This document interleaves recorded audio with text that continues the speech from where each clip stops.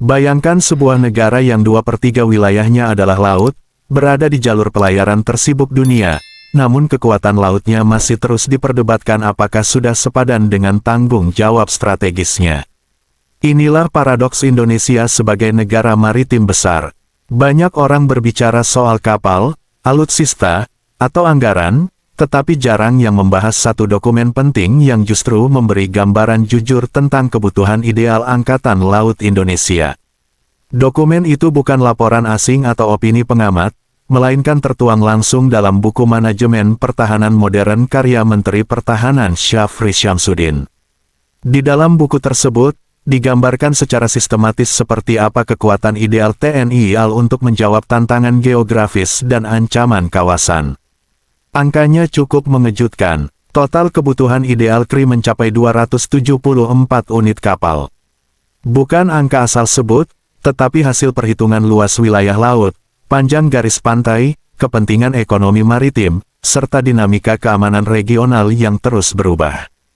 Kekuatan ini dibagi ke dalam 3 pilar utama, yaitu kekuatan pemukul, patroli, dan pendukung. Untuk kekuatan pemukul, konsep ideal menuntut 97 unit kapal tempur utama.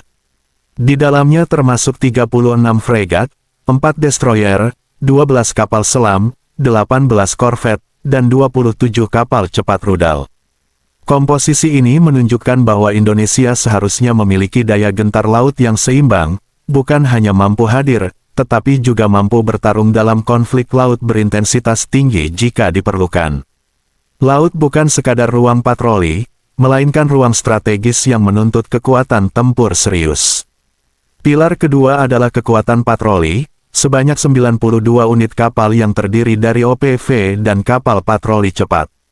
Inilah wajah sehari-hari negara di laut.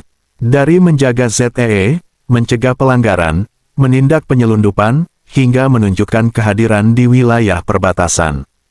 Tanpa armada patroli yang kuat, kedaulatan laut hanya akan menjadi klaim di atas peta. Pilar ketiga adalah kekuatan pendukung sebanyak 85 unit kapal, mulai dari kapal pendarat, kapal logistik, tanker, rumah sakit, hingga kapal survei dan latih. Tanpa elemen ini, operasi laut tidak akan berkelanjutan. Armada tempur sehebat apapun akan lumpuh tanpa dukungan logistik dan operasional. Lalu bagaimana realitanya hari ini? Data terbuka menunjukkan jumlah KRI aktif berada di kisaran 160 hingga 170 unit. Sekilas terlihat besar, tetapi kesenjangan langsung terasa ketika dibandingkan per kategori. Fregat aktif hanya sekitar 7 hingga 8 unit dari kebutuhan ideal 36. Kapal selam baru 4 unit dari target 12. Dan yang paling mencolok, Indonesia belum memiliki destroyer modern aktif sama sekali. Padahal konsep ideal menuntut 4 unit sebagai tulang punggung operasi Laut Biru. Kondisi ini bukan karena Indonesia tidak tahu kebutuhannya.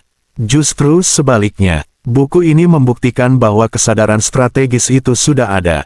Hambatannya terletak pada anggaran, waktu pembangunan, dan kapasitas industri. Karena itu, strategi saat ini cenderung realistis. Memperbanyak kapal patroli sambil perlahan membangun kapal besar melalui program nasional dan kerja sama internasional. Namun pesannya jelas, jika penguatan kapal tempur utama terus ditunda, daya gentar laut Indonesia akan selalu timpang. Pada akhirnya, buku ini bukan sekadar teori. Ia adalah cermin yang memperlihatkan jarak antara kebutuhan dan kenyataan, dan jarak itulah yang akan menentukan apakah Indonesia hanya hadir di laut atau benar-benar berdaulat di lautnya sendiri.